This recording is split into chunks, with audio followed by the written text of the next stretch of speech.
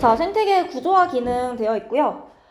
우리 개체 있어요. 개체다라고 하면 하나의 생명체를 우리가 개체라고 하지. 그 개체가 모여서 개체군 될 거고요. 개체군 모여서 군집 될 거고, 그 다음에 생태계다라고 하면 여기에 비생물적 요인까지 포함한 거다 이야기했었어. 자, 그래서 개체군 하면 같은 종이죠. 그치? 그런데 군집이라고 하면 개체군이 여러 개체군이 모인 거니까 군집 안에 있는 애들은 서로 다른 종이겠죠? 서로 다른 종일 거고요. 그 다음에 생태계다라고 하면 비생물 환경을 포함하는 애라는 거. 이거 기억해 주시면 되고요. 오케이? 자, 그 밑에 생태계 구성 요소 되어 있어요. 생물 요소랑 비생물 요소 두 가지로 이루어져 있고, 비생물 요소는 여러분 다 알고 있어요. 빛, 공기, 물, 온도, 토양, 무기, 염료 같은 거. 말 그대로 비생물들. 이런 것들 생태계에 포함이 될 거고, 생물 요소다라고 하시면 우리 크게 생산자, 소비자, 분해자로 나눌 거예요. 생산자는 뭐 하는 애들이야? 뭐 하는 애들이야, 생산자?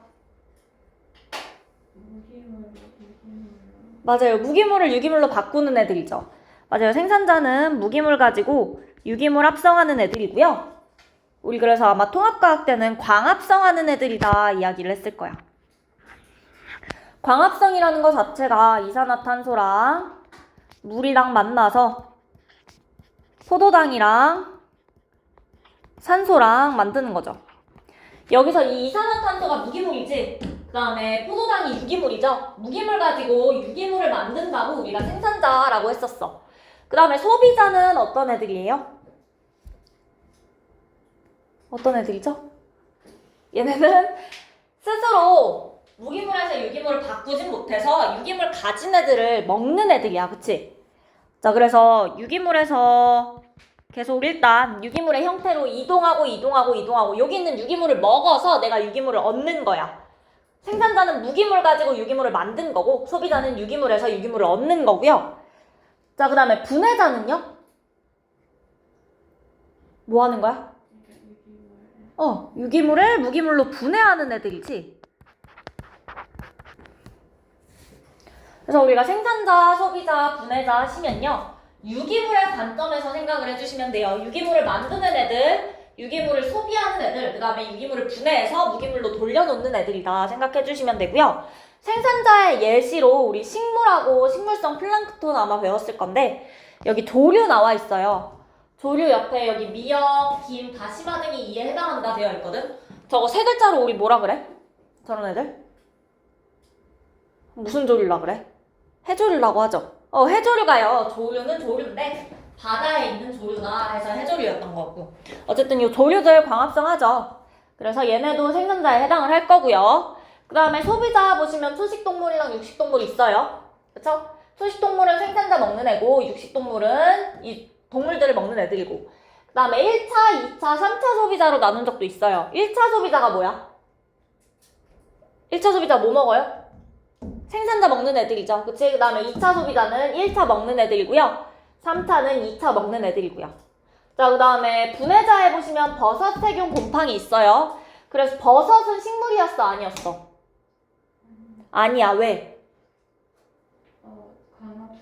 맞아요. 광합성을 안 해서 식물이 아니다 이야기했어요. 그쵸?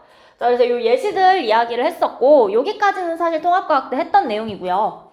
그 다음에 독립영양생물이랑 종속영양생물이라는 말이 나와요. 독립적이라는 게 무슨 뜻이야? 독립적이다?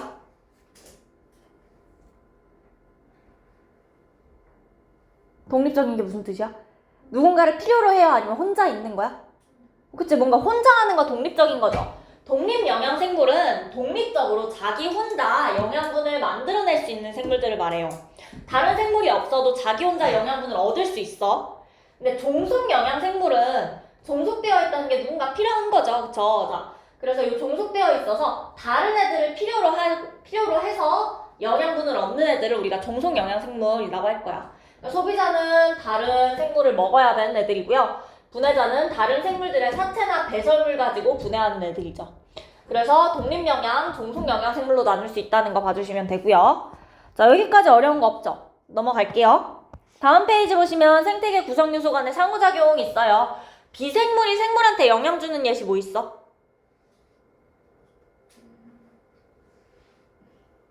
우리 대표적으로 일단 광합성 있어요. 그쵸? 그 다음에 빛의 세기에 따라서 식물 잎의 두께가 다르게 나타나는 거 통합과학 내용 때 기억나실까요? 그거랑 우리 여우 같은 거, 사막여우랑 북극여우, 귀 크기 차이 나는 거, 그런 것도 여기에 해당을 할 거고요. 그 다음에 생물 요소가 비생물 요소에 영향 주는 거는 낙엽 같은 거 쌓여서 썩으면 토양 비옥해지죠.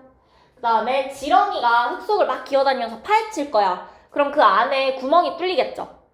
공기가 잘 통하겠지. 토양의 통기성 높아지는 거. 이런 거 있을 수 있고요. 그 다음에 생물 요소끼리도 영향을 주고받을 수 있어요.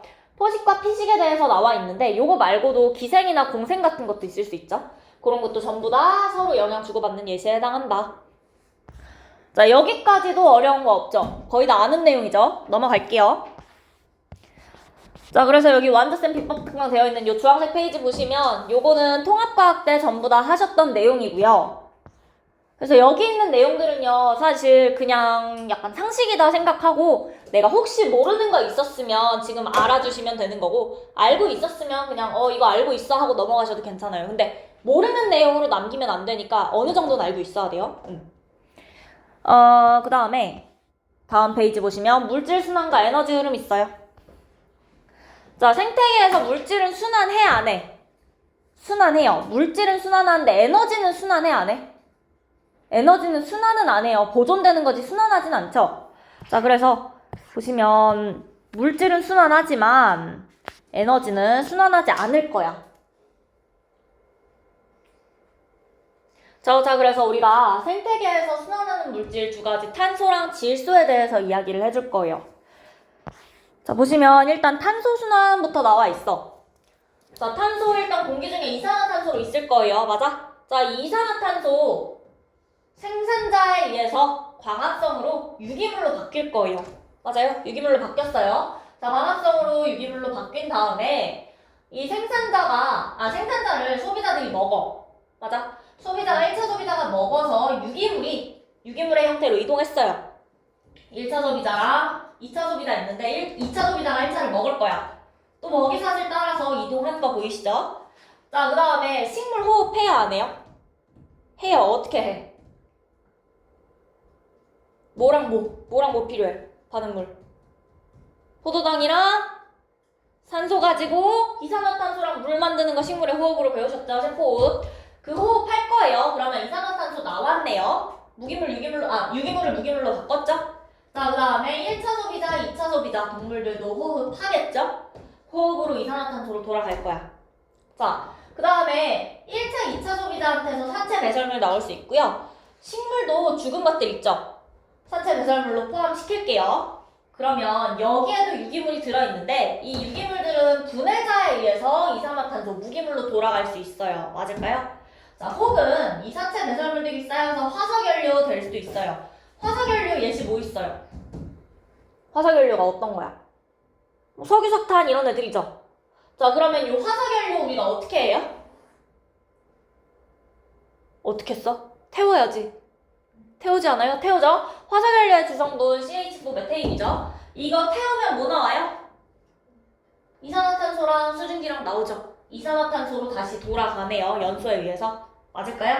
자, 그래서 이게 탄소순환에 대한 내용인데 이것까지는 사실 통합과학에서 거의 다 이야기를 했어요.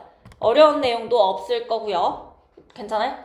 자, 그래서 탄소순환은 그냥 우리 알고 있는 내용이니까 간단하게 봐주시면 되고, 탄소 이산화탄소 형태로 대기 중에 존재하거나 탄산수소 이온 형태로 물에 녹아있다. 이 정도 혹시 몰랐으면 이 정도만 체크해 주시면 되고,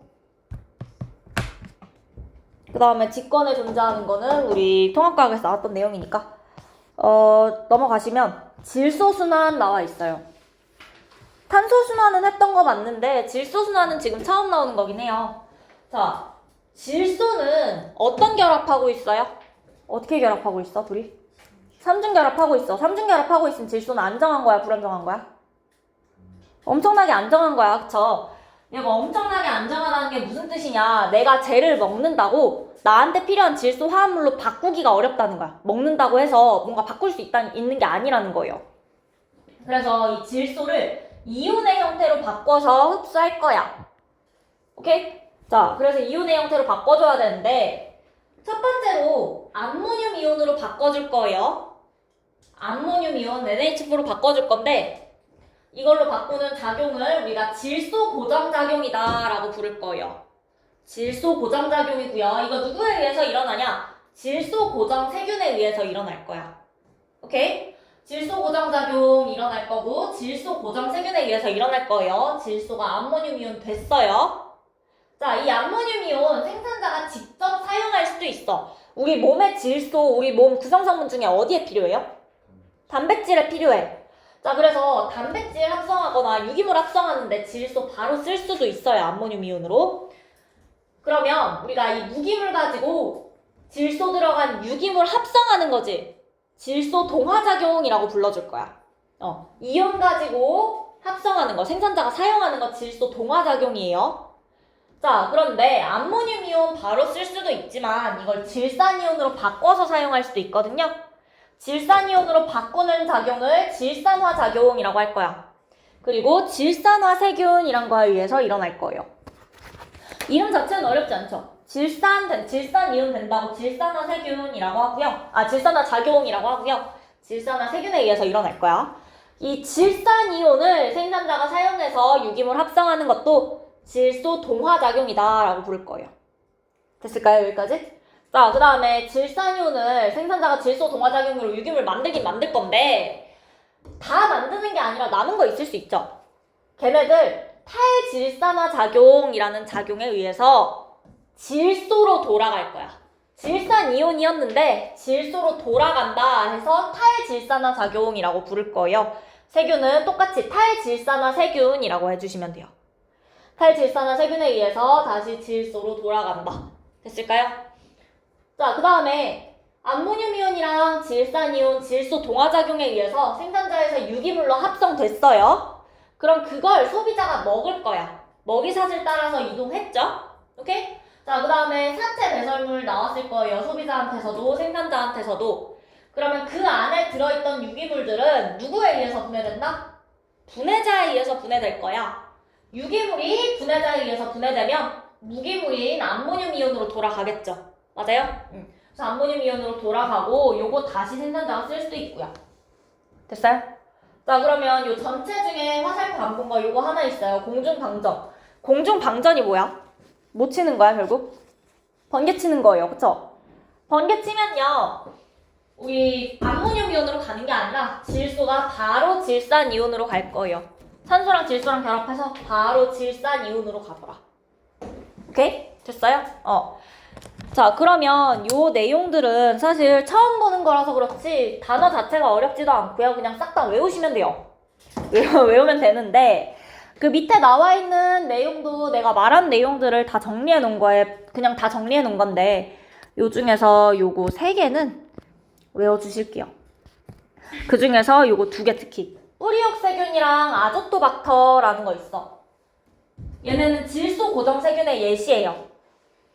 뿌리옥세균, 아조토박터, 남세균 이렇게 3개 쓰여 있는데 원래 이 앞에 2개를 먼저 배웠었거든요. 그래서 아마 학교에서도 요거 2개를 먼저 강조를 해주실 건데 여러분이 이상하게 이 남세균만 외우더라고. 이름이 제일 쉬워서 그런가. 그래서 요거 2개 먼저 외워주세요. 그래서 원래 2개만 가르쳤다가 그냥 3개 다 쳤어. 남세균은 외우길래.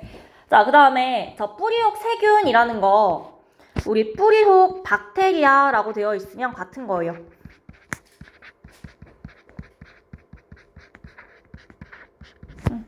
뿌리옥 박테리아랑 뿌리옥 세균이랑 같은 거니까 예전에는 뿌리옥 박테리아라고 되어 있었어서 학교 프린트에 박테리아로 나올 수도 있어요. 혹시 학교 프린트 나왔니? 안 주셔? 오케이.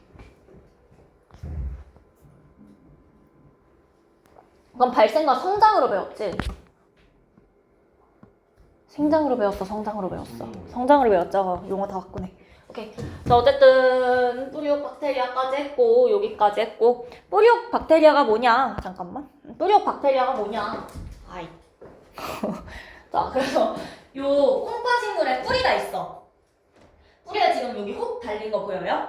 요 혹에 살고 있는 세균들을 우리가 뿌리옥 박테리아라고 하는 거고 얘네가 질소 고정 작용을 하는데 필요한 질소 고정 세균이라는 거. 자, 봐주시면 되고요. 그 다음에 요 밑에 정리되어 있어요. 한 번에 빨간 색깔 화살표가 탄소고요. 파란 색깔이 질소예요. 자, 공기 중엔 CO2 있었어. CO2가 생산자로 갈 거야. 이거 우리가 뭐라고 한다? CO2가 생산자한테 들어가서 유기물 되는 거. 세 글자로? 이게 광합성인 거죠? 오케이. 자, 광합성 일어날 거고요. 그 다음에 이 생산자를 소비자가 먹을 거예요. 먹이사슬 따라서 이동하겠죠? 자, 그 다음에 생산자에서 대기 중에 CO2로 돌아가는 거 이거 뭐야? 이게 호흡이죠? 호흡에 의해서 CO2로 돌아갈 거고 소비자에서도 호흡에 의해서 CO2로 돌아갈 거예요. 자, 그 다음에 소비자랑 생산자에서 사체 배설물 나올 거야. 맞아? 사체 배설물 나올 건데 이거 분해자에 의해서 CO2로 돌아갈 수도 있고요. 화석연료가 됐다면 인간의 활동, 연소에 의해서 돌아갈 수도 있어요. 맞을까요? 자, 그러면 저게 탄소순환에 대해서 이야기한 거고 그 다음 질소순환 볼게요. 대기 중에 질소 있었는데 암모늄 이온 될 거래. 이거 우리 무슨 작용이라고 한다? 질소 고정작용이라고 할 거예요. 어떤 세균에 의해서 일어난다? 질소 고정세균에 의해서 일어나는데 예시 세 가지 있어요. 누구? 혹시 이거 네. 저 생각 이거 적어가지고 저 이거 그 생각가 이거 적어놨는데 자, 어쨌든 잠시만. 우리 뭐 하고 있었지? 자, 질소 고정세균의 예시 세 가지 누구 있었어요? 뿌리옥세균, 또 아조토박터, 그 다음 남세균까지 세 개 이야기했었죠? 자, 그 다음으로 암모늄 이온에서 질산이온 되는 거 무슨 작용이다? 질산화작용이다 이야기했어요. 그 다음에 어떤 세균? 질산화세균에 의해서 일어나는 거야. 자, 그 다음으로 요 질산이온에서 질소로 돌아갈게요. 이건 무슨 작용이라고 한다? 탈질산화 작용이라고 한다. 어떤 세균? 탈질산화 세균이라고 하시면 되죠. 자, 그 다음으로 요 암모늄 이온이랑 질산이온을 생산자가 가져가서 유기물로 합성할 거야. 이거 무슨 작용이라고 한다? 질소 동화작용이라고 한다. 유기물 합성할 거죠. 질소 동화작용이라고 할 거고요. 그 다음 먹이사슬 따라서 생산자에서 소비자로 넘어갈 수 있어요. 소비자랑 생산자에서 사체 배설물 나왔죠? 분해자에 의해서 무기물인 암모늄 이온으로 다시 돌아갈 거다. 자, 여기까지 됐을까요? 그 다음 마지막 질소에서 질산이온 바로 되는 요 3번 화살표는 무슨 뜻이야? 뭐 일어난 거야? 공중 방전에 의해서 일어나는 거죠? 됐을까요? 여기까지 외울 수 있을까요? 괜찮아? 응. 자, 그 다음으로 다음 페이지 볼게요. 여기까지 괜찮으면 다음 페이지 갈게요. 응. 자, 다음 페이지 보시면 식물 군집에서 유기물 어떻게 생산되고 어떻게 소비되고 있는지 이야기를 할 건데 단어 보시면 어렵지 않아요. 총 생산량이다. 무슨 뜻이겠어? 생산한 전체량이라는 뜻이겠죠? 호흡량이면 무슨 뜻이겠어? 호흡하는데 사용한 양이라는 거야. 단어 자체는 쉽거든요. 자, 총 생산량 자세히 보시면 생산자가 식물군집이라고 이야기했으니까 생산자가 어떤 일정한 기간 동안 광합성에서 유기물 얼마나 만들었는지 그 생산된 총량을 우리가 총생산량이라고 해요. 호흡량은 뭐냐? 광합성으로 유기물 만들었는데 식물 호흡할 때 그 포도당 쓸 거죠. 자기가 호흡하면서 쓴 그 소비한 유기물의 양, 그거를 호흡량이다 이야기할 거고요. 자, 그 다음에 이렇게 전체가 총 생산량이야. 만든 총량이야.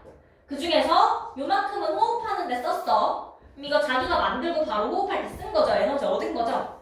자, 나머지를 우리가 순생산량이다 라고 불러줄 거야. 순생산량 안에는요, 피식량이랑 고산악염량, 성장량 들어있어요. 피식이 무슨 뜻이야? 피식? 먹힌 거죠? 먹힌 거지. 포식이 먹는 거고 피식이 먹힌 거예요. 피식량 하시면 초식동물한테 먹힌 양 이야기 해줄 거야. 고산악염량이다 라고 하면 죽거나 아니면 낙엽진 거 이야기 해줄 거예요.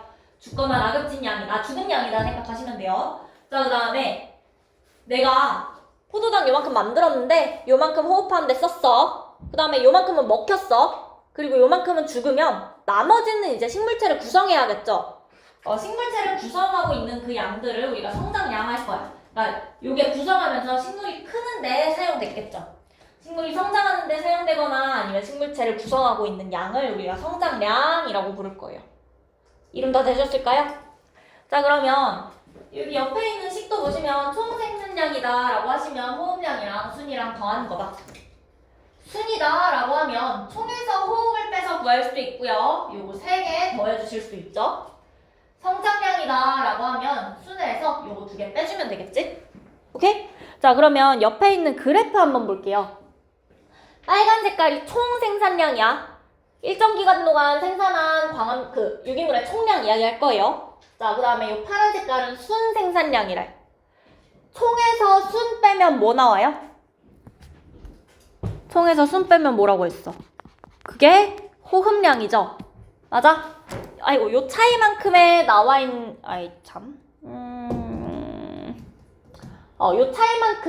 요 차이만큼에 나와 있는 게 우리가 호흡량이다 라고 생각하실 수 있을 거예요. 자, 그 다음에 그 밑에 보라 색깔 그래프는 성장량 되어 있어. 성장량이래. 그치?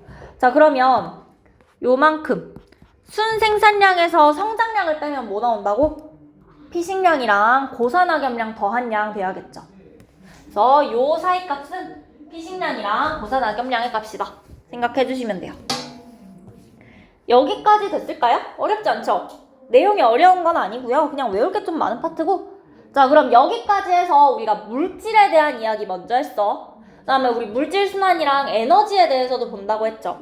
에너지는 순환해, 안 해? 안 하죠? 에너지는 순환을 안 할 거고요. 들어오면 다 빠져나갈 거야. 그러면 에너지가 다 없어지면 뭐 생명체든 생태계는 어떻게 되겠어? 살아있을 수 있어? 에너지가 다 빠져나가고 0이 되면 죽을 거야. 그치? 에너지가 그럼 계속 공급돼야겠네요. 다 빠져나갈 거니까. 누구한테서 공급돼야 되는 거야? 태양에서 공급돼야 되는 거예요. 그쵸? 생태계가 유지되려면 끊임없이 태양으로부터 에너지 공급되어야 한다.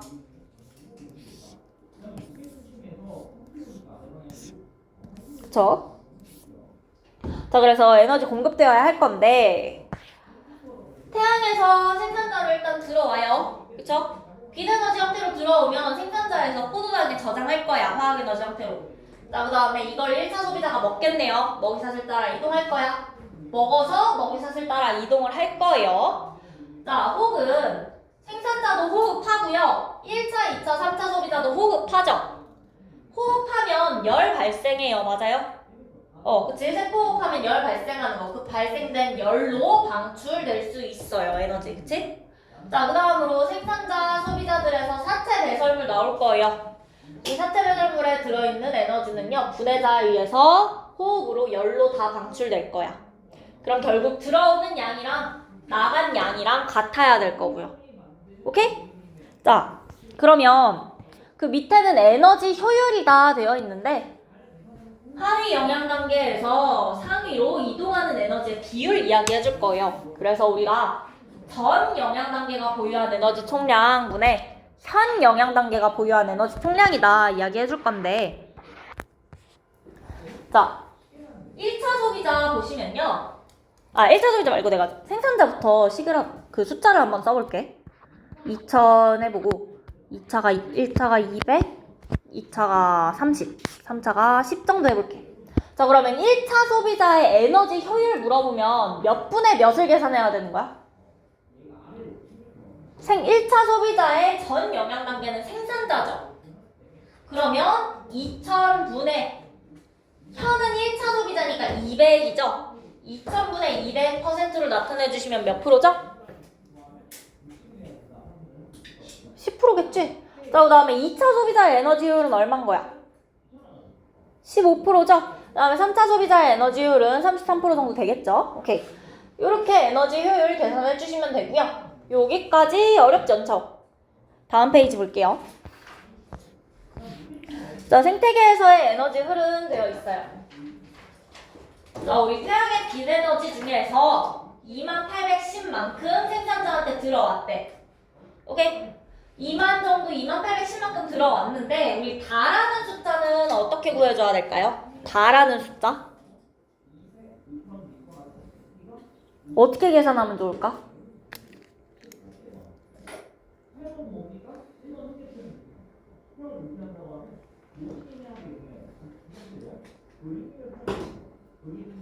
어떻게 계산할? 계산 방법 두 가지 있어요. 하나 구한 건 뭔데? 어떻게 구하면 돼? 2810은요. 이거 3개 더한 거랑 같아야겠죠. 이게 첫 번째 방법이고요. 두 번째는요. 생산자에서 1차로 다만큼 넘어갔으면 요거 3개 더하면 다랑 같아야 돼요. 맞아요? 오케이? 요거 3개 더하면 얘랑 같다. 혹은 이거 3개 더하면 다랑 같다. 두 가지 방법이 있고요. 그 다음에 가랑 나는 어떻게 구해줘야 될까?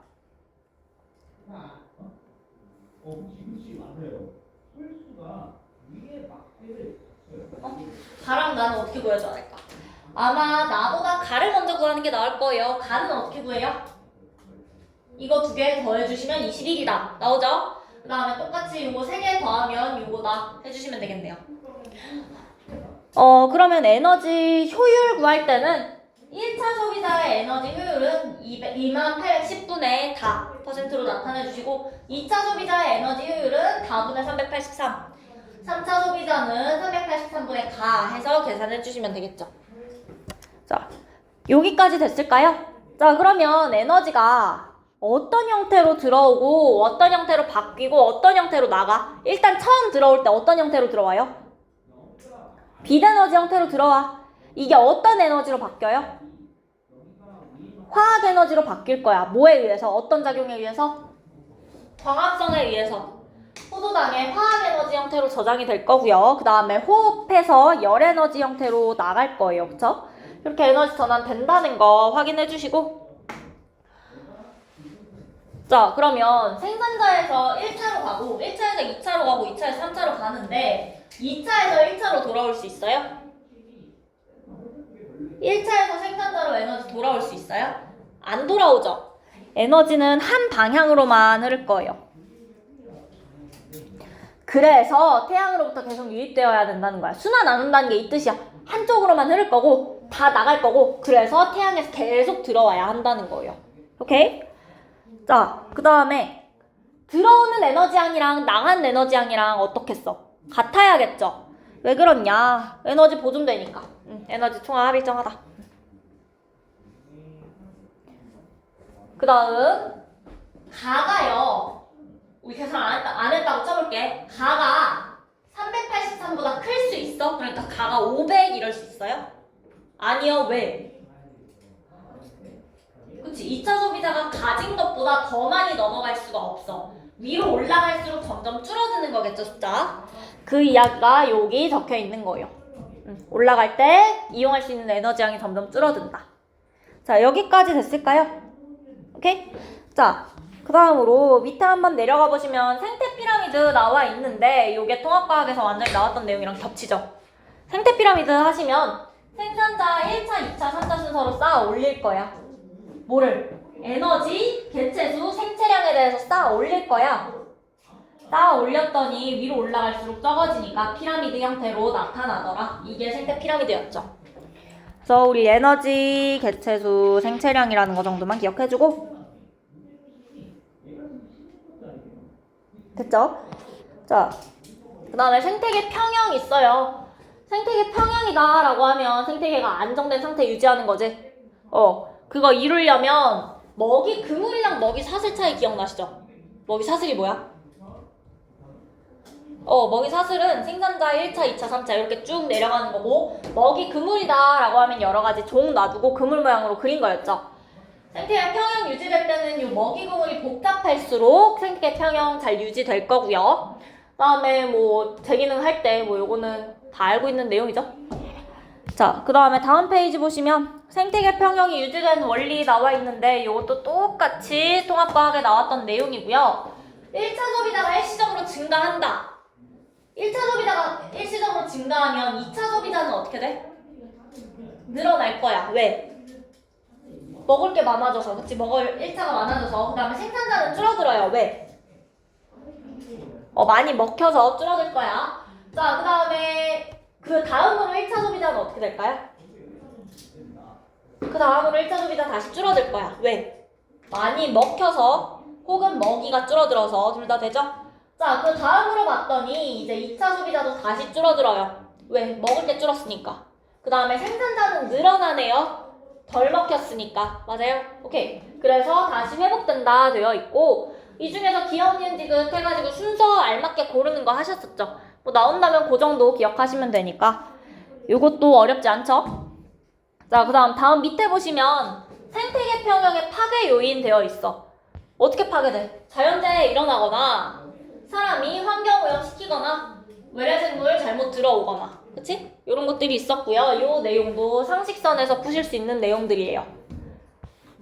됐죠? 자, 그 다음에 요 밑에 있는 내용이나 요 밑에 쭉 써있는 내용들은 제가 하나하나 설명하고 있을 내용은 아니고 학교에서 뭔가 이야기 나온 거 있으면 보고 확인하시면 되고 그냥 상식이다 생각하고 한번 읽어주시면 돼요. 딱히 어려운 내용 아니고요.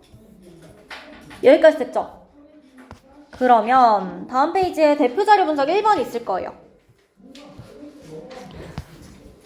자, 요 그림 자체는 어렵지 않으니까 밑에 4번 문제 한번 볼게요. 4번 문제. 자, 생태계는 생물 요소와 비생물 요소로 구성된다. 맞아, 틀려? 책 보면서 푸시면 돼요. 생태계는 생물 요소랑 비생물 요소로 구성된다. 맞죠? 자, 군집에는 비생물 요소가 포함된다. 아니죠? 생산자는 광합성을 하는 종속 영양 생물이다. 어떻게 바꾸셔야 돼요? 독립 영양 생물로 바꿔주셔야 돼요. 3번 틀렸고요. 자, 그 다음 생산자와 소비자에서 분해자로 유기물이 이동한다. 사체화 배설물의 형태로 유기물이 이동할 거죠. 4번 맞는 말이에요. 자, 그 다음에 5번. 강한 빛을 받는 잎이 약한 빛을 받는 잎보다 두꺼운 것은 비생물 요소가 생물 요소에 영향 주는 거에 해당한다. 맞는 말이죠. 그쵸? 자, 그 다음에 질소 고정 세균에 의해서 토양의 암모늄 이온이 증가하는 것은 생물 요소가 비생물 요소에 영향 주는 거에 해당한다. 맞아요. 질소 고정 세균은요, 생물이야. 세균이잖아. 생물 요소가 토양의 암모늄 이온 농도, 비생물이죠. 여기에 영향 주는 거니까 나에 해당할 거예요. 맞는 말이고요. 자, 그 다음에 사슴의 개체수가 증가해서 초원의 풀이 감소하는 거. 생물 요소끼리 상호작용하는 거에 해당하는 거죠. 맞아요? 오케이. 자, 그러면 마지막까지 7번까지 맞는 거고, 다음 페이지에 대표자료 분석 2번 있어요. 자, 탄소순환 나와 있고, ABC는 생산자, 소비자, 분해자래. 어떤 게 생산자예요? ABC 중에? 누가 생산자죠? A가 생산자죠. 왜 A가 생산자지? 그렇지. CO2가 A한테 가고 있죠. 저 과정을 우리가 뭐라고 하죠? 세 글자로? 석유광합성인 거야. 자, 그 다음에 B가 소비자일 거예요. 그쵸? 그 다음에 C가 사체 배설물 분해하고 있는 분해자고요. 됐죠? 자, 그 다음으로 우리가 이거를 동화작용이랑 이화작용으로 나누어 볼 거야. 가나다를 동화랑 이화. 자, 동화작용에 해당하는 거 가나다 중에 누구 있어요? 나 광합성 있어요. 그 다음에 이화작용에 해당하는 건 누구 있어요?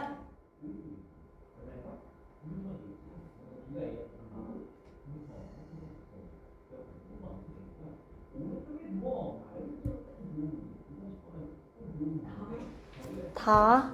가는요? 가는 맞아, 틀려?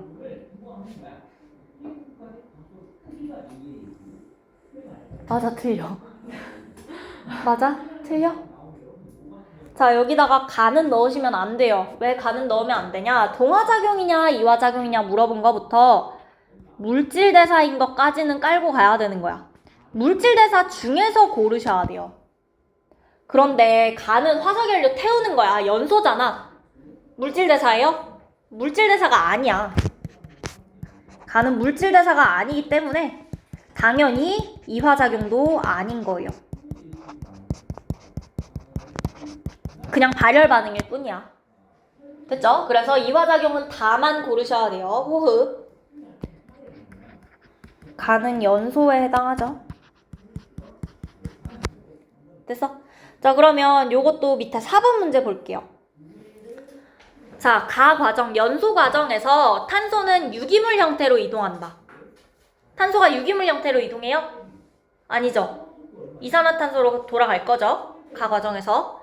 자, 그 다음에 연소 과정이 과도하게 일어나면 대기 중 이산화탄소 농도 증가로 지구온난화 심해질 수 있다. 좋은 말이죠. 맞는 말이네요. 자, 그 다음에 대기와 물속의 이산화탄소는 광합성 과정을 통해서 유기물로 전환된다. 맞아요. 이산화탄소 광합성 통해서 유기물로 전환될 거고요. 그 다음에 광합성 과정에는 태양의 빛에너지가 이용된다. 빛에너지 이용돼야 되죠. 맞는 말이고요. 자, 그 다음에 호흡 과정을 통해서 유기물이 합성된다. 이게 틀렸어요. 어떻게 고쳐야 돼요?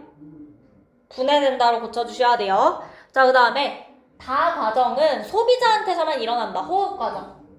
아니야.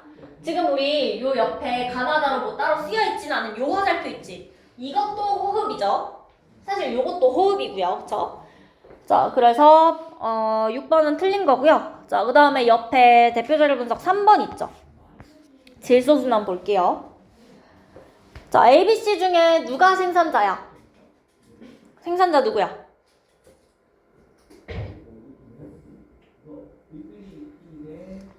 B가 생산자죠? 암모늄 이온이랑 질산 이온이 절로 들어가고 있잖아. 그쵸? 자, 그 다음에 A는요? 소비자에 해당하겠지? C는 분해자예요. 맞을까요? 오케이? 자, 그러면 가는 무슨 작용이야? 가 무슨 작용이죠? 질소 고정작용이다. 이야기했던 거 기억날까요? 자, 그 다음에 질소 고정 세균에 의해서 일어날 건데 질소 고정 세균 예시 3가지 뭐 있었어? 누구? 외우시면 돼요. 하나 뿌리옥 세균이었고 또 아조토박터. 아조토박터 잘 안 나오는데. 그 다음 마지막 남세균까지. 요렇게 3가지 이야기 해주시면 되고요. 자, 그 다음에 암모늄 이온이 질산이온 되는 작용은 뭐라고 한다? 질산화 작용이다. 자, 그 다음에 질산이온이 대기 중에 질소로 돌아가는 건 탈질산화 작용이다. 여기다가 세균만 붙여주시면 되죠.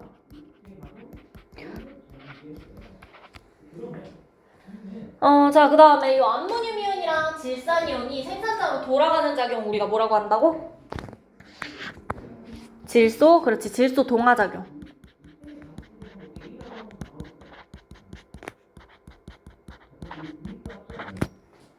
여기까지 되셨으면 그 밑에 4번 볼게요. 자, 식물은 질소 기체를 직접 이용할 수 있다. 아니야. 직접 이용 못하니까 이렇게 복잡하게 이온으로 바꿔서 사용하는 거죠. 자, 그 다음 뿌리옥 세균, 아조토박터, 남세균은 가 과정, 질소 고정 작용에 관여한다. 맞는 말이죠. 자, 다음 3번. 질산화 작용은 탈질산화 세균에 의해서 질소 기체로 환원되는 과정이다. 말이 안 되죠? 틀렸고요. 분해자는 생물의 사체나 배설물 속 질소 화합물을 암모늄 이온으로 분해한다. 암모늄 이온으로 분해하고 있죠? 자, 그 다음 암모늄 이온과 질산 이온은 식물에 흡수되어서 식물을 구성하는 질소 화합물 합성에 쓰인다. 맞고요. 우리가 이 작용을 뭐라고 한다고? 질소 동화 작용이라고 한다. 자, 그 다음 페이지에 4번까지 있어요. 이번에 좀 많아. 자, 에너지 흐름이고 1차 소비자의 에너지 효율 얼마일까요? 1차 소비자 에너지 효율 몇 프로야? 10% 해주셔야 되죠? 1차 소비자는 10% 해야지. 그 다음에 2차 소비자는 200분의 30 하시면 되죠? 15%예요 에너지 효율. 그 다음에 3차 소비자의 에너지 효율은 20% 해주시면 되겠죠? 오케이.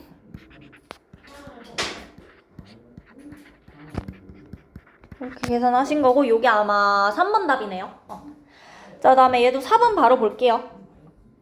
자, 생태계에서 에너지는 한 방향으로 이동한다. 한 방향으로만 흐르는 거 맞죠? 1번 맞고요. 그 다음에 2번. 생태계가 유지되려면 태양으로부터 에너지 공급되어야 한다. 공급되어야겠죠. 생산자는 빛 에너지를 화학 에너지로 전환한다. 그걸 우리가 광합성이라고 부르는 거야. 자, 그 다음에 생산자가 합성한 유기물은 소비자를 거쳐서 다시 생산자에게 전달된다. 다시 생산자에게 전달된다. 아니지? 아니에요. 다시 돌아가지 않을 거예요. X 하시면 되고요. 그 다음에 5번. 생태계로 유입되는 에너지양은 생태계 밖으로 방출되는 에너지양보다 많다. 아니에요. 어떻게 고치셔야 돼요? 둘이 같다. 그치? 자, 그 다음 6번. 각 영양 단계가 가진 에너지양은 생산자가 제일 많고 1차, 2차, 3차 순으로 적어진다. 맞죠? 생산자가 제일 많고 1차, 2차, 3차 순이지. 맞는 말이고요. 생산자에서 1차 소비자로 이동한 에너지양이랑 2차에서 3차로 이동한 에너지양 중에 누가 더 많아야 돼? 당연히 생산자에서 1차로 넘어가는 게 많겠죠? 그럼 7번은 맞아요? 틀려요?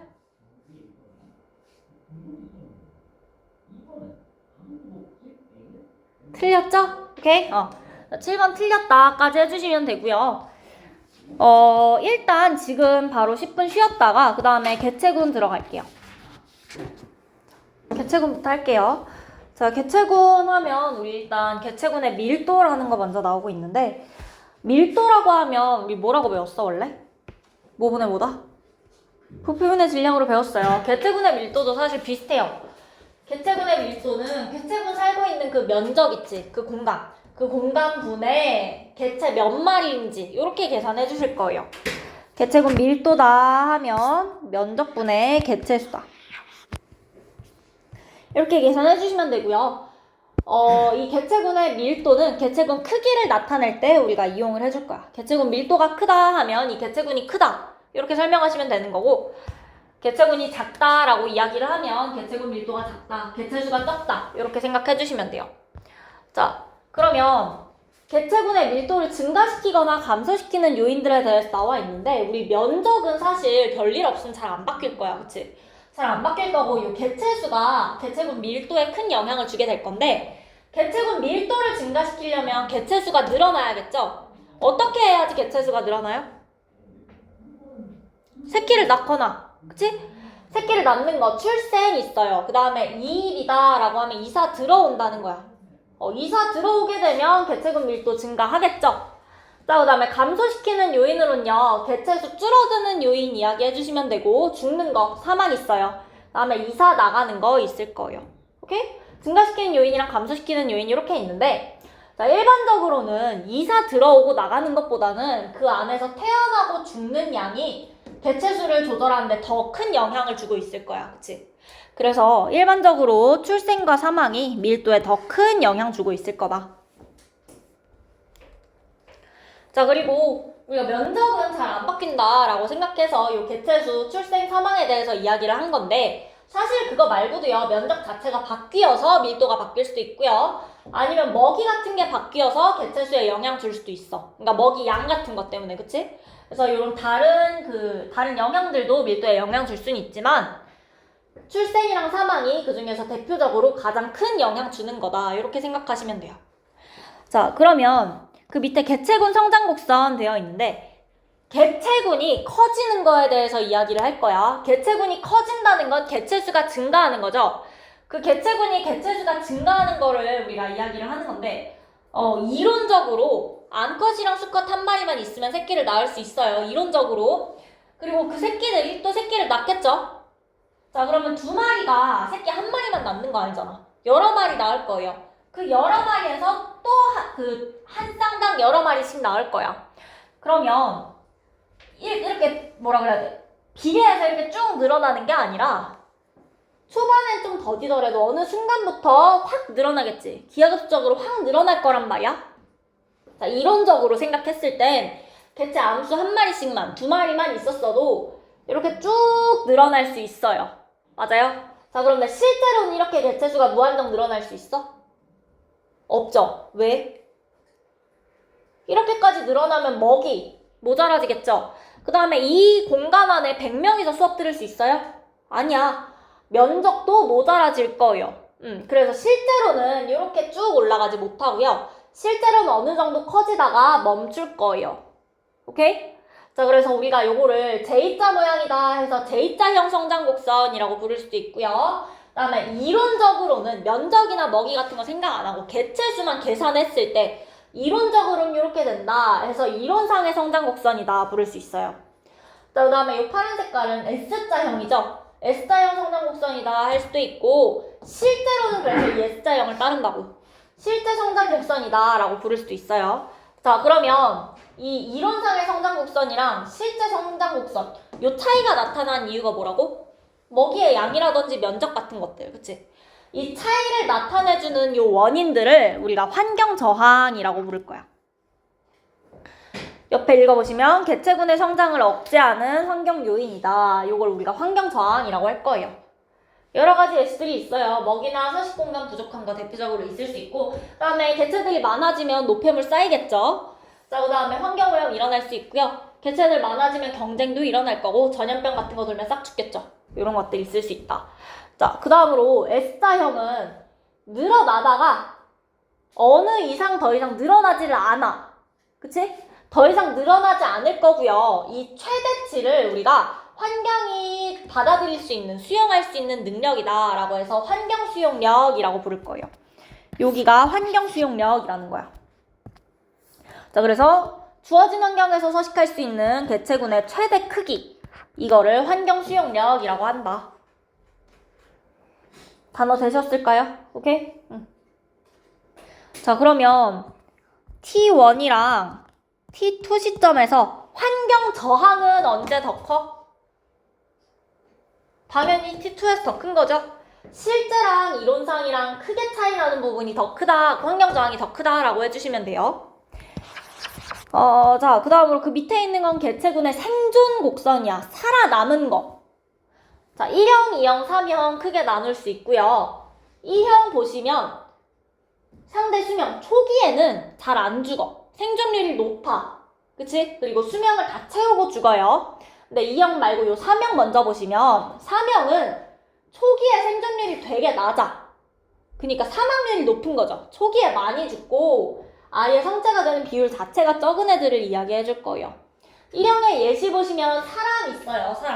사람 신생아 때 많이 안 죽죠. 아기 때 많이 안 죽어. 대부분은 수명을 채우고 죽죠. 물론 아닌 경우도 있지만 대부분은 수명을 채우고 죽는단 말이야.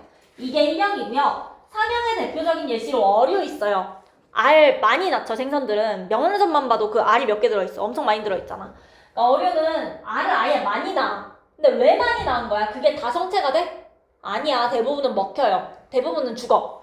그렇기 때문에 초기에 많이 죽고 성체가 되는 비율은 조금밖에 없을 거예요. 이걸 우리가 3형이라고 한다. 그 다음에 가운데 있는 2형은 뭐냐? 출생 이후에 개체수가 줄어드는 비율이 일정해요. 일정한 비율로 줄어드는 걸 우리가 2형이라고 할 거야. 자, 그 다음에 1형은요. 자손 자체를 많이 낳을 필요가 없어. 다 성체가 될 거니까, 대부분은 성체가 될 거니까, 그치? 그래서 자손 자체를 조금 낳아요. 사람 생각하시면 둘, 셋 정도 낳죠, 보통. 자, 자손 자체를 조금 낳고요. 그 다음에 3형은요. 진짜 1000단위, 만 단위로 낳을 거예요. 어마어마하게 낳죠. 자, 근데 2형은 우리 예시 보면 설치류나 조류 같은 거 있거든요. 설치류 쥐 같은 거 한 번에 한 8마리 정도 낳아요. 조류도요, 한 번에 알 한 5-6개 정도 낳죠. 요 사이 애매한 수의 자손을 낳는 거 2형으로 생각해 주시면 돼요. 여기까지 됐어요? 자, 그러면 우리가 1형, 2형, 3형과 함께 얘네 예시도 외워주셔야 돼요. 설치류, 조류, 히드라 2형이고요. 어류나 굴 같은 거 3형이다.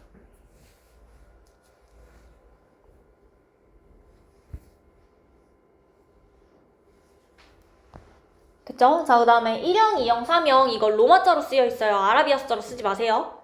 자, 그 옆에는 사망률 나와 있어. 이거는 생존 곡선이었고요. 저거는 죽는 거.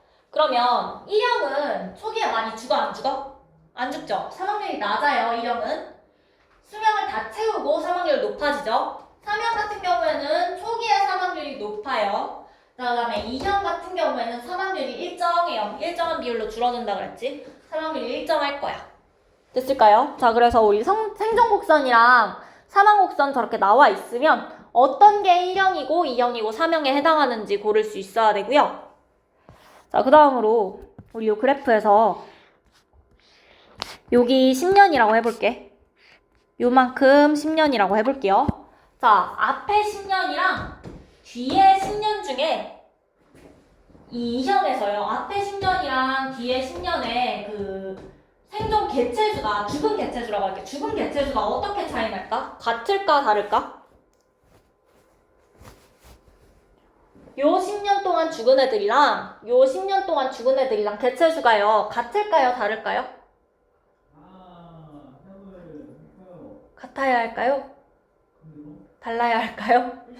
자, 우리가 다 알고 있는데 잘 안 하시는 게 하나 있어요. 여러분 세로축 꼭 봐주셔야 돼요. 그래프는 어떻게 되어 있어? 1십 100천이에요. 그쵸? 그러면 앞에 많이 죽었겠어? 뒤에 많이 죽었겠어?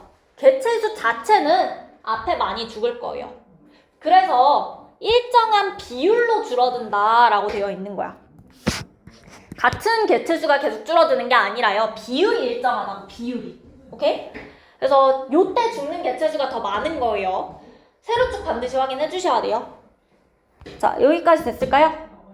그러면 다음 페이지 한번 가볼게요.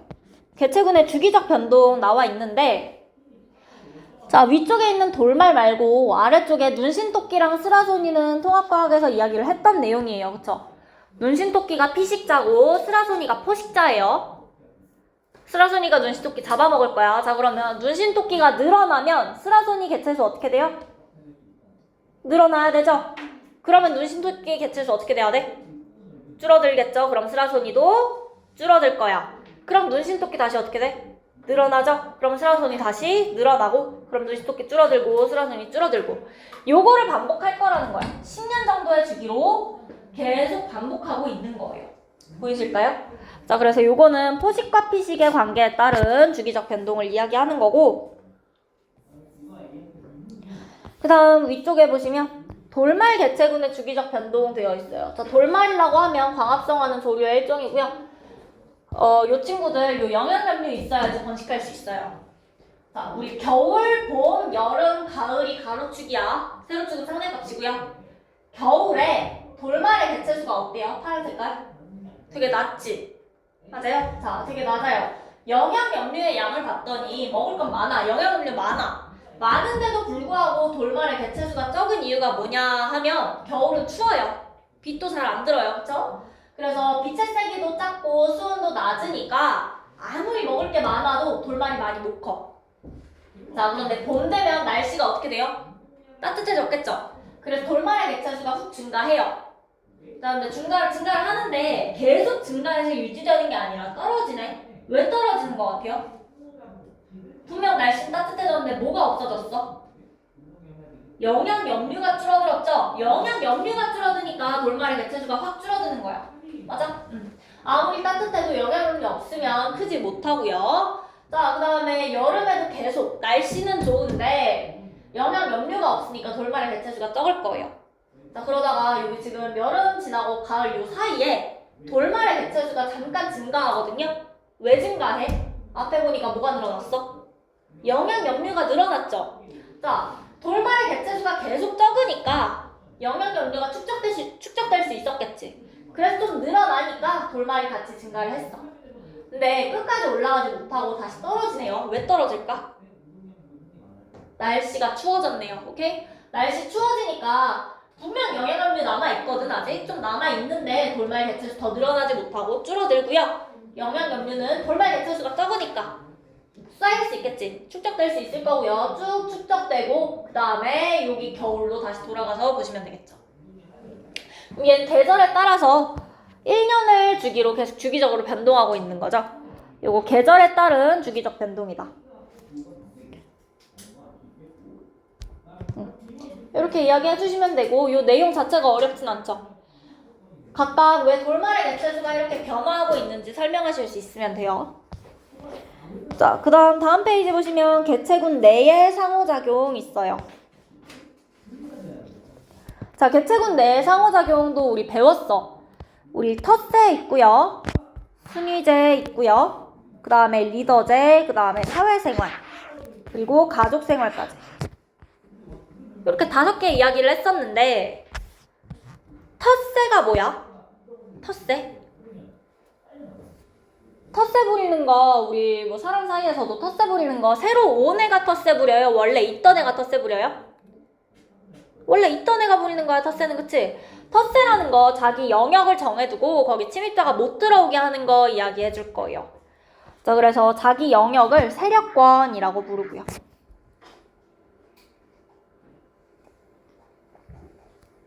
자신의 세력권을 확보해두고 다른 개체의 침입을 막을 거고. 자, 그 다음에 순위제는 뭐겠어? 뭘 정하는 거야? 순위를 정하는 거야. 1, 2, 3, 4 등 정할 거고요. 리더제는요? 리더를 정할 거예요. 그쵸? 자, 그럼 순위제랑 리더제의 차이는 뭐야? 순위제는 1등, 2등, 3등, 4등, 5등 쫙 뽑을 거예요. 순위를 다 나눌 건데 리더제는 리더 한 명만 뽑고요. 그 밑에는 순위를 나누지 않을 거예요. 리더 한 명만 뽑는 게 리더제다. 그 차이 있다는 거 기억해 주시고 옆에 주위에도 나와 있어요. 혹시 모르시겠으면 확인해 주시고. 자, 그 다음에 사회생활이다 라고 하면 우리 대표적으로 개미 있어. 여왕개미는 알 낳을 거예요. 일개미는 일할 거고요. 병정개미는 집 지킬 거예요. 하는 일이 서로서로 다르지. 우리 이거 분업화한다 이야기 했었죠. 분업화된 사회를 형성하고 있는 게 이 사회생활에 대한 이야기고요. 자, 그 다음에 가족생활하는 건 가족끼리 생활하는 거겠지. 가족끼리 생활하는 거다. 자, 여기까지 단어 어려운 거 없죠? 그러면 우리가 이번에 외우셔야 될 건 각각에 해당하는 생물들을 기억해 주셔야 돼요. 텃새의 대표적인 예시로 버들붕어, 은어, 얼룩말 정도 기억해 주시면 좋고요. 은어 옆에 보시면 여기 은어 있고 본인의 세력권을 이렇게 지키고 있다라는 거야. 위에 있는 내용은 한번 읽어보시면 돼요. 자, 그 다음에 순위제의 대표적인 예시로는요. 큰 뿔량 있어요. 뿔 크기나 뿔치기 싸워가지고 순위를 정할 거야. 그 다음에 닭 있어, 닭. 자, 그 다음에 리더제의 대표적인 예시 기러기, 코끼리, 늑대 있어요. 모양도 가운데 껴있는데 이 기러기랑 코끼리가 좀 더 많이 나오긴 해요. 자, 그래서 기러기 보시면 이렇게 리더가 있는 거고 코끼리도 리더 따로 있고요. 그 다음에 사회생활의 대표적인 예시로 개미랑 벌이랑 있어요. 그쵸? 자, 그 다음에 가족생활의 대표적인 예시로는 사자 있어요. 옆에 암기에 나와 있긴 한데 몇 가지 더 추가해서 요 정도는 외워주셔야 되고 그 다음에 학교에서 뭔가 추가된 예시들 있다면 그 추가된 예시들까지 외워주시면 되고요. 자, 그러면 여기까지 해서 내용 어렵지 않죠? 괜찮지? 자, 넘어갈게요. 대표자료 분석 1번 있어요.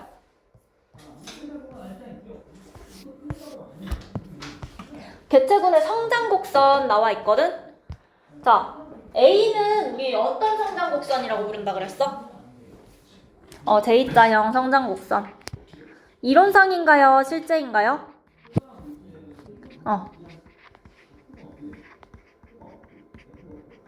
이론상의 성장 곡선이고요. 아이고. 자, 그 다음에 B는요? 무슨 형? S자형 성장 곡선이고 실제 성장 곡선이다 이야기하기로 했죠. 자, 그 다음에 여기 동그라미 A 이거는 뭐라고 한다고? 최대 크기 환경 수용력이라고 부른다.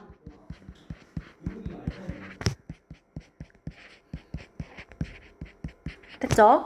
자, 그러면 밑에 3번 문제 볼게요. 자, A는 이론상의 성장 곡선이다. 맞는 말이죠? 그 다음에 A의 구간이 1번에서 이 개체군에게 환경저항이 작용한다.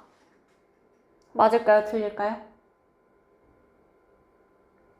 자, A는 이론상의 성장 곡선이야. 이론상의 성장 곡선이란 건 환경저항이 작용 안 한다는 걸 가정한 거예요. 그래서 2번은 틀린 거예요. 자, 그 다음에 3번. 구간 1번에서 단위 시간당 개체수 증가 속도. 이론상이랑 실제 중에 누가 더 빠르겠어? 이론적으로 더 빨라야지. 환경저항 없을 때니까. 자, 그 다음으로 B에서 환경저항은 구간 1에서가 구간 3에서보다 크다. 구간 3이 아니라 2네, 미안. 1든 2든 3이든. 언제 더 커?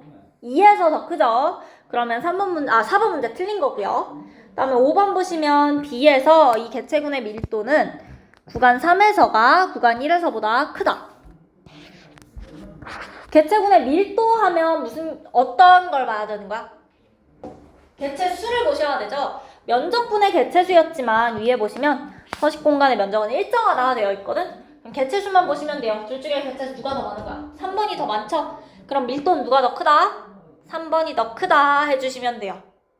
오케이? 3번이 더 큰 거니까 5번 맞는 거고요. 그 다음에 6번. B의 구간 3번에서는 개체 사이에 경쟁 안 일어난다. 그럴 리가 없죠. 경쟁도 환경 저항으로 작용하는 거죠. 자, 6번 X 해주시면 되고요. 다음 페이지에 대표 자료 분석 2번 있어요. 개체군의 주기적 변동 되어 있고, 자, A랑 B 둘 중 하나는 스라손이고 둘 중 하나는 눈신토끼야. 누가 스라손이고 누가 눈신토끼일까?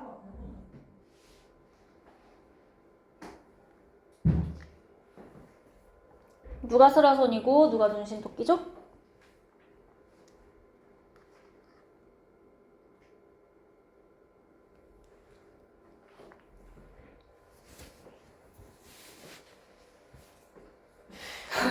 누가 눈신토끼야?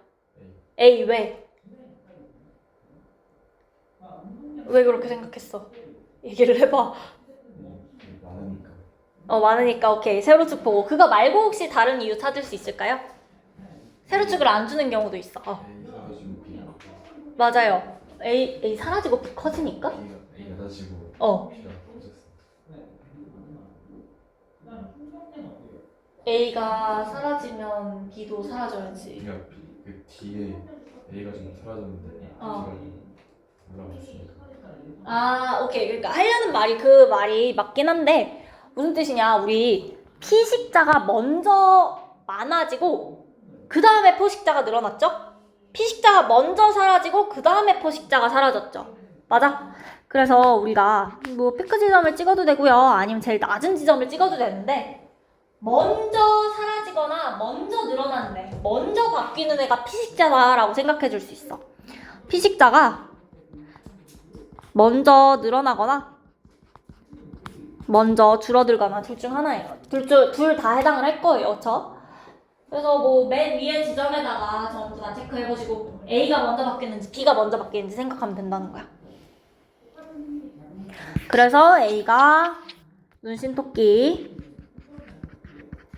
그 다음에 B가 스라손이다 까지 됐고요. 자, 그 다음에 4번 문제 볼게요. 밑에. 자, A와 B는 한 개체군을 이룬다. 아니죠. 왜? 둘이 다른 종이야. 개체군은 같은 종으로 구성되어 있고요. 자, 그 다음 B는 A의 천적이다. 스라손이는 눈신토끼의 천적 맞고요. 자, 그 다음에 T1일 때 A는 환경 저항을 받지 않는다. 그래프 확인할 필요도 없어요. 환경 저항을 안 받는 경우가 존재할까요? 존재하지 않아요. 반드시 환경 저항 받아야 되고요. 자, 그 다음 T1일 때 A의 개체군 밀도 요거랑 T2일 때 B의 개체군 밀도 중에서 누가 더 큰지 물어봤어. 누가 더 커? T1일 때 A랑 T2일 때 B. T1일 때 A가 더 크네요. 오케이? 자, 그러면 일단 4번은 맞는 건데 문제를 좀 변형해서 한번 물어볼게요. T1일 때 A의 밀도랑 B의 밀도 이건 어때요? 요때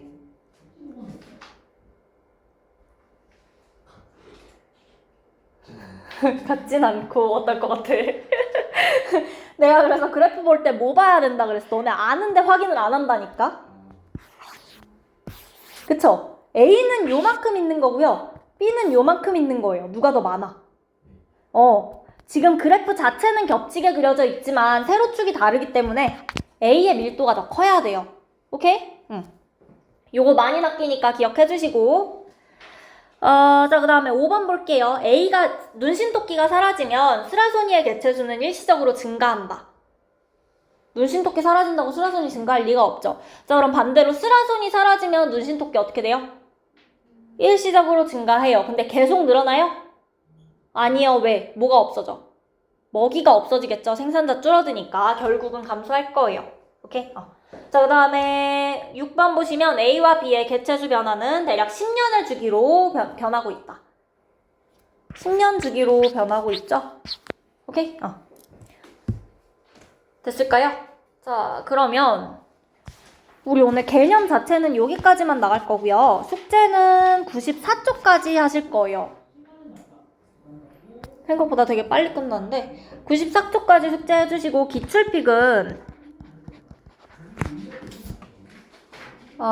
둘이 같이 풀어야 되겠다. 기출픽은요. 몇 쪽이지? 잠시만. 37쪽부터 55쪽까지 풀어주시면 돼요. 그때 기출픽 이야기 했던 거 들었었죠? 책 한 권 더 있다고. 그 책은 37쪽부터 55쪽까지 풀면 되거든요. 이거 어차피 내가 다시 카톡 보내주긴 할 거예요. 숙제 어떤 건지.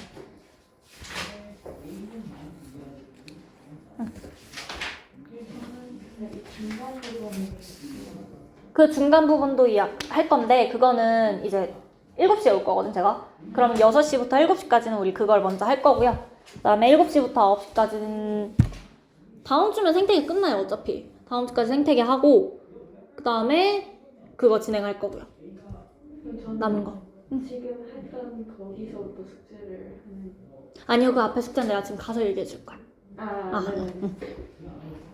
그래서 요거까지 해주시고 그 다음에 우리 지금 그래서 요 앞에 어디냐? 69쪽 있지? 69쪽 안 풀었을 거거든? 여기부터 문제 풀 건데 생태계 파트 핵심 체크 푸세요. 풀어라 지민아. 풀어. 요것도 풀어. 바로 채워. 오케이? 이거 채워질 거고 그 외울 때 그냥 키워드로 외우지 말고 문장 서술 자체를 확인해주세요. 어떻게 서술되어 있는지. 여기는 너네가 어렵거나 몰라서 틀릴 가능성은 별로 없고요. 그냥 국어를 못해서 틀릴 가능성이 있어요. 그래가지고 문제 잘 읽어야 돼요. 오케이? 일단 여기부터 지금 문제 한번 풀어볼게요.